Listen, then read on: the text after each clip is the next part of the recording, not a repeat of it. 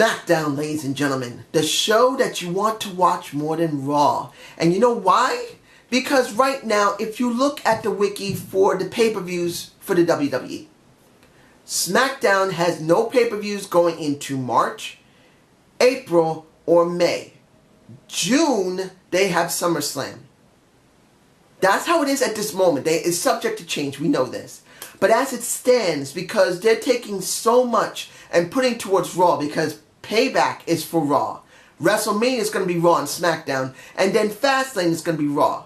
They got more pay-per-views, but guess what? I care more about SmackDown than Raw. Why? Because Raw is stupid. At least until they switch it around. Anyway, was this a good show? It was good building into WrestleMania. I am interested in seeing what WrestleMania is going to give. Am I angry that some parts of this show pissed me off? Oh, yes. There are two things that just pissed me beyond no end. And I should get to them first, but I'm not going to, because I'm going to talk about Miz TV. Did I enjoy Miz TV? Yes, I did. Look, there was a lot of work in there, but there was generally a lot of shooting there. I know that sounds like, wait a minute, how can it be generally work and generally shoot? Look, we know, any wrestling fan knows the truth. And this is the absolute truth. There's one general reason why Vince McMahon cares about John Cena more than anyone else. Because he stayed. That is generally the reason why he's been pushed as heavily as he has. Not taking anything away from the ability he has. He has managed to captivate the audience even though he split them in half.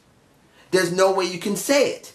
He's captivated the audience even though traditionally they only boo someone or cheer. They don't do both. Usually when you split it like that, it's not good. But in his case, it has worked and he deserves what he gets. But let's be honest here. John Cena has buried many of characters and many of wrestlers. The Miz, he hasn't lied too much at all. He hasn't. 100% he hasn't lied. And when you see this segment, for about 8 minutes at least, he is telling the truth. Not saying that he doesn't politic his ass in the back too. Every wrestler does it. Not one wrestler rarely doesn't politic. Try to find some way to get something in the WWE or any general promotion. They always try to do something, pitch something to try and get an advantage. How do you think wrestlers become as great as they do? They got to manipulate not only the audience, but the people in the back. But when you hear The Miz, it's wonderful. When you hear John Cena, this is the part where you see how he captivates the audience. Everything The Miz said was true. And John Cena does what John Cena does for almost 9 years or 8 years. He says generally the same stuff. And guess what? He captivated the audience and they went with it. They went exactly with it. And when it came to The Miz, let's be honest, The Miz isn't the only one who's ever done that. When he took bits from Ric Flair, he's taken bits from AJ Styles, he's taken bits from, well, Daniel Bryan. He's taken bits from The Rock. He has done whatever he had to get ahead. And then he made it his own to a certain extent. How do you think he's become the best heel in the company? Because he took what was around, squished them together, and made something from it. That's something John Cena will not say. What has John Cena done? He stayed stagnant for many years, but he was still able to captivate the audience. That's the way it's with him, and that's the way with The Miz. And this segment actually was very effective for both of them. Now, here's the thing I was worried about when it came to Maurice. She did have a chance to talk. She gave a little smack to John Cena, and he, going like this, saying, "Oh, you just fucked up now, woman." Points to the back. Nikki Bella comes down and says, "You're going to touch my man? I'm going to fuck you up, bitch." I'm sorry for the cursing. But generally, if she could curse, that is what she would have said. "You fuck with my man, I'm going to beat your ass." But here's the thing. Why? And this is something I don't understand why they're doing this. I understand. Saying I don't understand is actually kind of foolish. I actually do understand. They're letting James Ellsworth and Carmella be kind of a stopgap until WrestleMania. They can't have the feud now. If they do, who's going to care? They want to make it important. So they're going to put another couple with them so they can fuck with them.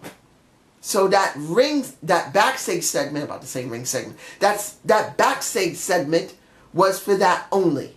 Carmella is going to be dealing with James Ellsworth and going to be dealing with basically the Cena family of Nikki Bella and John Cena. That's what you got. Super Cena and female Super Cena are now teaming up. So if you love Nikki Bella and you love your John Cena, you're going to have the best female and the best male of the company right in your face. They're considered the most over people. And now you're going to have them together. I'm just saying. Now, we got the Dean Ambrose with Baron Corbin. I'm happy this happened. Of course, Curt Hawkins didn't get a chance to say, you know, you're about to get taken out by Curt Hawkins. He gets his ass nailed by Dean Ambrose. No words, no nothing. He just goes in, gets a mic, and just says, I want frickin' Baron Corbin. Baron Corbin goes on the Titantron, which was actually a wise thing to do. And Morgan, I'm sure you agree with me. I am glad they're giving this shine to Baron Corbin. He's now about to lose. And this is what happens to anyone who gets the Andre the Giant Memorial Battle Royal win. They get a noose around their neck for a whole year until the next sucker comes and gets that not even that championship or title. Basically, that freaking noose goes. That pretty much is it, ladies and gentlemen. You got a noose around your neck when you win the Andre the Giant Memorial Battle Royal. Now, pretty much you are. That's the truth. So I am glad to see Baron Corbin is getting this rub, getting this moment. Well, not rub. I mean, Dean Ambrose, he is above him because he has been a multiple-time champion. U.S. champion, IC champion, World Heavyweight champion.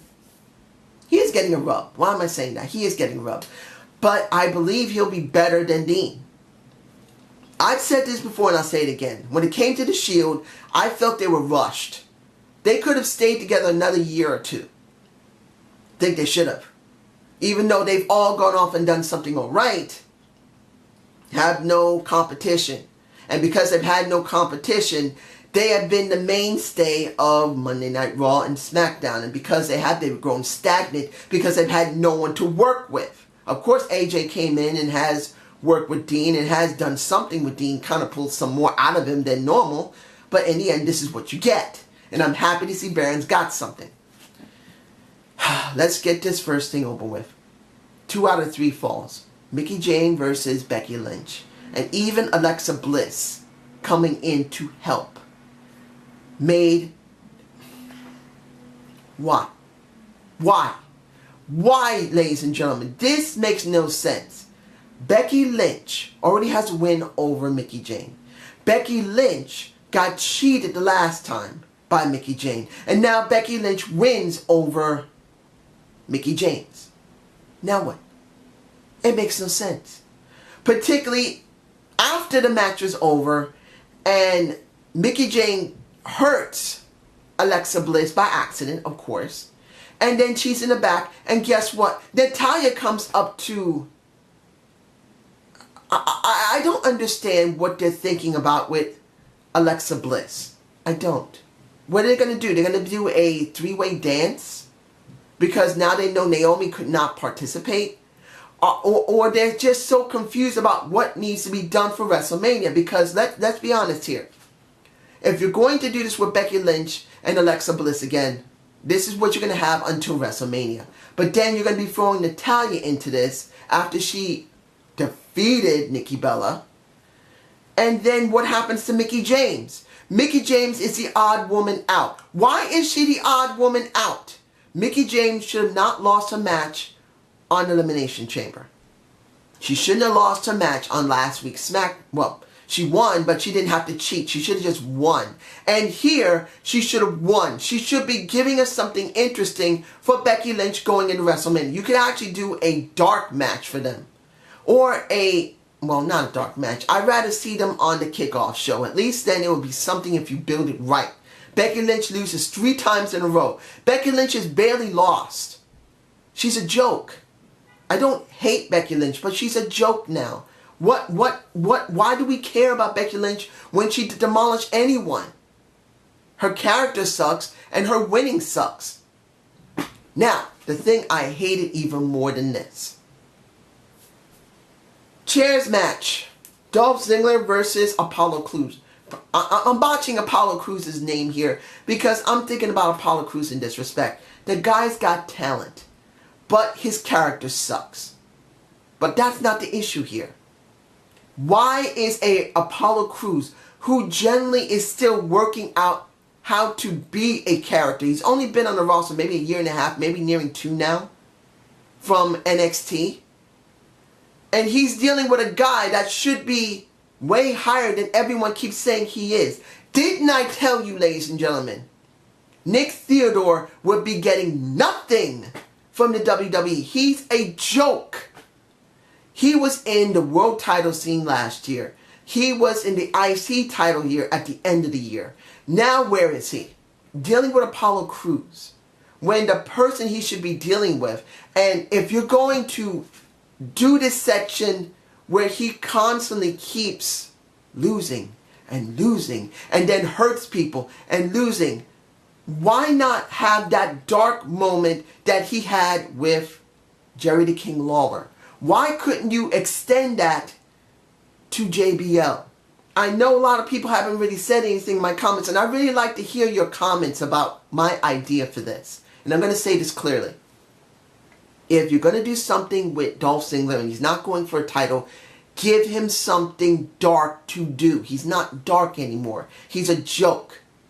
What happened last year with Jerry the King Lawler when he was in the ring with him and he hit him in the chest, what happened with that? Because I understand Jerry the King Lawler is living in Memphis. He's not going to travel anymore. He does have stints in his heart, so he can't go in the ring anymore. But you got JBL. I'm not saying for him to constantly wrestle Dolph Ziggler. But you could have built this up and built it up. And Dolph Ziggler pissing off JBL on commentary. And JBL constantly getting annoyed by Dolph Ziggler. Like what happened with Daniel Bryan and with Michael Cole. Think about it for a minute. Daniel Bryan was annoying Michael Cole. Michael Cole was annoying Daniel Bryan. Eventually they got into the ring and it was basically something there. Of course, they had to have Jack Swagger in the interim. It's not the point. The point is that JBL is probably still physically good enough to at least do one fucking match to really put over a Dolph Ziggler to make him a dark character. Not the same as a Bray Wyatt, but at least something. Because what do we got here? We didn't get a damn thing. This is a joke. Now, Luke Harper versus AJ Styles was a good match. I do like Luke Harper. I do believe he's got a great ability. And I was surprised he lost. I thought it was going to be like a countout or disqualification where both of them would have to go to WrestleMania. But no, we didn't get that. And I'm going like, what the hell? I'm surprised it would do this. It's not a bad match. But you're wondering what the hell is going to happen. Then you got, anything I'm forgetting here? No, that's pretty much it. The end of the show with Bray Wyatt. Answered all my freaking questions. Burn, baby, burn. Woo! I did not expect it to go this far. I knew, and I've said this before, that I felt that Randy Orton was eventually going to turn on Bray Wyatt. I wasn't sure how things were going to go last week because what exactly are you going to have with Luke Harper, AJ Styles, and Bray Wyatt? You were going to do something with Randy Orton and Bray Wyatt, which is a question as it was. Then it was going to be Luke Harper and AJ Styles and Bray Wyatt. And maybe Randy Orton would interject in some way. But that doesn't mean it was going to be good. I wasn't sure how they were going to go this way until you saw this segment. Bray Wyatt cutting a good promo. And then Randy Orton going to the house of Sister Abigail's death and burial and burn the bitch down. Are you serious? They tried to go seriously dark with Randy Orton. And it worked for the crowd. The crowd was shocked. Bray Wyatt getting upset was shocked by the crowd. I mean, the crowd was kind of speechless in some cases. The crowd was cheering, and then in some cases it kind of felt speechless. And, sorry for the noise, but in the end, we may have a three-way dance. AJ Styles, Randy Orton, and Bray Wyatt for the WWE World Heavyweight Championship at WrestleMania as the main event. It actually makes some sense. Randy Orton has been there at the main event. Bray Wyatt and AJ Styles have not. So having a veteran there, and he is a veteran, makes some sense. So I'm surprised about this. I still don't know if WrestleMania is going to be good though, because the card still seems very weak. But this could be a good match with three good workers. Randy, we know when he's in the mood, he will work well. Bray Wyatt has always been a good worker if he doesn't job his ass off. And then we know AJ Styles can pull something out of his hat or out of his ass. So this was quite a surprise. Three-way dance at WWE's signature pay-per-view of WrestleMania 33. But this is just my point of view. You guys tell me below, and I hope you enjoyed the Zane view. Please give me a comment below. Tell me how you felt about Dolph Ziggler, honestly. Would it have been better if he had a feud with JBL on behalf of Jerry the King Lawler? At least then it would make better sense than this. He's spinning his wheels. Have a good day. Have a good night.